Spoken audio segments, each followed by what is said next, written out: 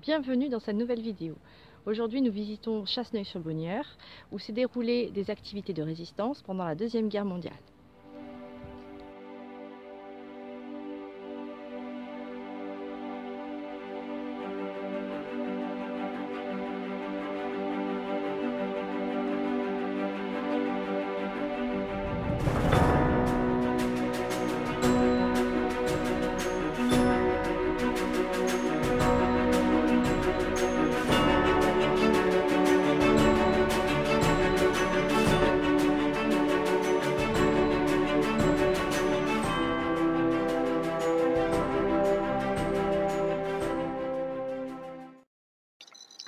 Un jour, une fée venue du Limousin serait arrivée sur le haut de la colline. Découvrant une région plus lumineuse, elle s'écria « C'est ici, Chasseneuil ?» Et sous l'effet de la superbe, elle laisse échapper les 5 cailloux qu'elle transportait. Et ce furent les 5 pierres situées sur la route de Sainte-Marie.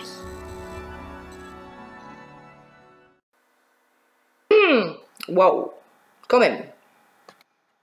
Alors, en fait, le nom de Chasseneuil viendrait du gaulois Cassanoialos, j'espère que je le prononce bien, qui signifie clairière de chêne. À l'époque romaine, Chasseneuil a été la proximité de 2 voies romaines, celle d'Agrippa et celle menant au terme de Chassenon à Laterne.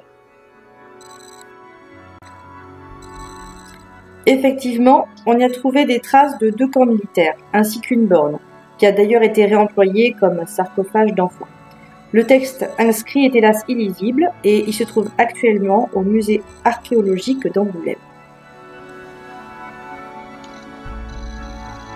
Alors bien évidemment, au Moyen-Âge, Chasseneuil a subi les effets des guerres de religion, si bien que son église datant du XIe siècle a dû être refaite au XVe. Elle a connu l'invasion des Maures en 720, puis la révolte de la Gabelle au XVIe siècle et l'insurrection paysanne contre les collecteurs de taille de 1715 à 1725. L'un des plus anciens bâtiments est ce logis du XVIe siècle.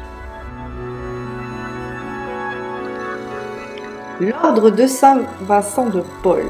C'est là que les sœurs donnèrent un enseignement aux fillettes et aux jeunes filles. Dans sa chapelle, son plafond en voûte était, paraît-il, de couleur bleue constellée d'étoiles. À la séparation de l'Église et de l'État, ce lieu accueillit les personnes âgées, puis les blessés de la Première Guerre mondiale. Deuxième Guerre mondiale. Alors, pour bien comprendre comment démarrent et s'installent les mouvements de résistance, il faut déjà bien assimiler le contexte de la vie quotidienne de ses habitants. À la signature de l'armistice, le département est coupé en 2. Le quotidien fut vécu économiquement comme un véritable retour au Moyen-Âge. De très nombreuses interdictions, comme photographier, manifester, la circulation des journaux, presse, etc. étaient suspendues. De nombreuses restrictions, telles que les communications, les télégraphes, la téléphonie. S'habiller était très difficile et les chaussures courantes étaient plutôt des sabots en bois. Les Allemands s'étaient réservé les régions agricoles et industrielles à hauteur de 70% de la production. La propagande allemande s'impose sur les affiches jusque dans les manuels scolaires, tandis que notre pays continue d'être pillé de son patrimoine national.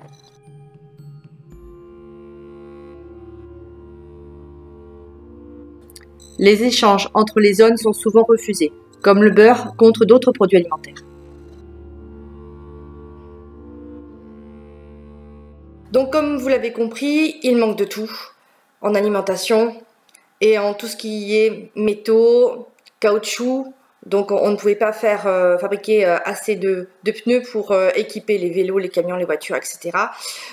Avec toutes les restrictions d'essence. La vie devenait vraiment compliquée. Les autobus fonctionnaient au gazogène et finissaient par fonctionner au bois. Voilà, et on arrive à un moment donné où on ne demande plus avec la propagande allemande de venir volontairement travailler en Allemagne.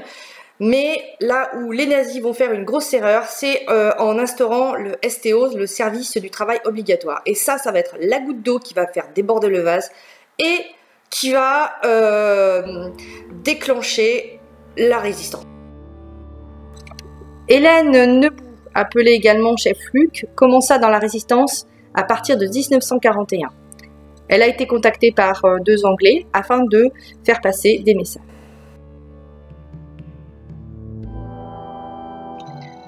André Chabannes, instituteur, dit Blanqui. Il est mobilisé au début de la guerre et fait prisonnier rapidement.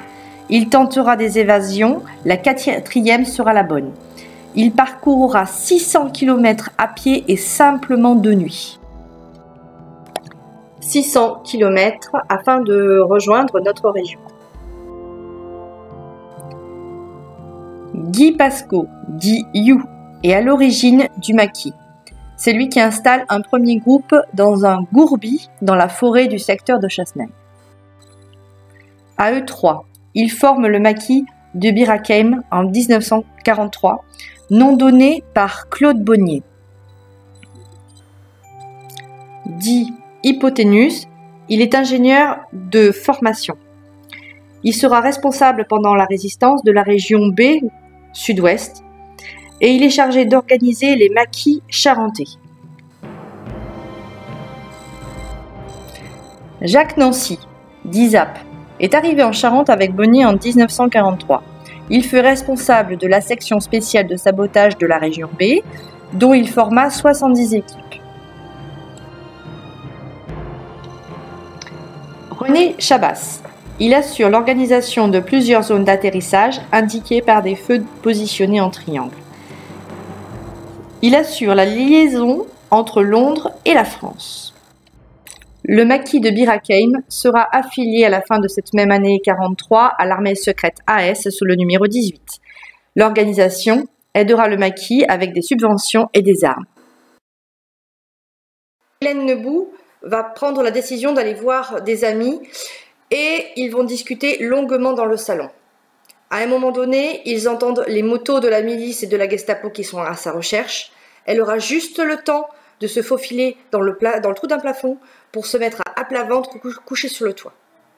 Il fait moins 10 dehors et elle n'a même pas le temps de prendre quelque chose pour se couvrir. Les fouilles vont durer une éternité. Moins 10 degrés dehors, elle a les jambes nues, elle n'a rien pour se couvrir. Les fouilles vont durer une éternité. Respect. Respect. Nous sommes le 22 mars 1944. Séjour de foire à Chasseneuil. Une division allemande de 2000 hommes encercle la ville au petit matin. Les habitants sont priés de rester chez eux sous peine de sanction. Les Allemands fouillent maison par maison, soupçonnant des maquisards de s'y cacher et même de cacher des armes. Aucun résistant ni arme ne furent découverts. Mais 127 personnes seront tout de même arrêtées, dont Guy Pasco, qui, sain et sauf, rentrera des camps en 1945. D'autres n'auront pas cette chance, ils seront torturés, fusillés ou déportés.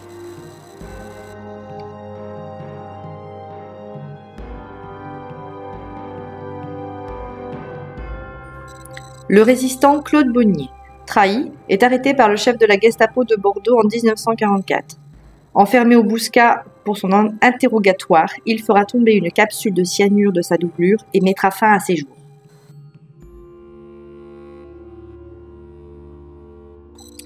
Le résistant René Chabas. Dénoncé, il sera tué par un officier allemand en tentant de s'échapper. Cette organisation du maquis de Bir Hakeim AS-18 a permis des bombardements stratégiques comme les gares, aérodromes.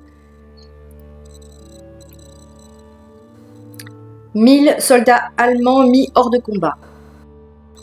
Destruction de véhicules allemands, coupure de voies de communication vont empêcher les renforts allemands contre le débarquement de Normandie. Les opérations et les combats du maquis seront décisifs et mèneront à la libération de la région à l'été 1944. Cette à la fin de la guerre que le colonel Chabannes sera à l'origine de la construction du mémorial de la résistance de Chasseneuil-sur-Bonnieure, grâce au don d'un terrain donné par Édouard Pascaud, maire de la commune, et de son fils Guy, futur sénateur de la Charente. Il a été imaginé et réalisé par l'architecte Fernand Poncelet.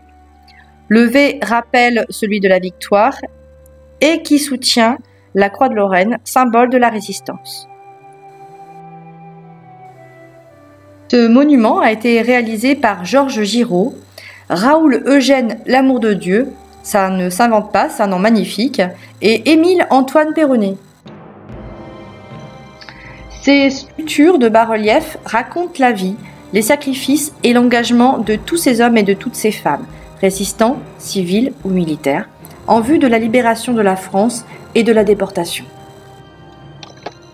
Les différents acteurs de la région proposent au public des petits fascicules. En fait, ce sont des cartes des sentiers à la mémoire et qui racontent l'histoire du maquis de Bir Hakeim.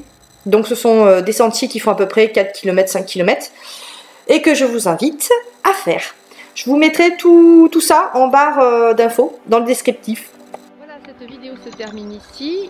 Et quant à moi, je vous retrouve très bientôt dans une autre vidéo, quelque part en Charente, à découvrir d'autres trésors. Ciao, ciao!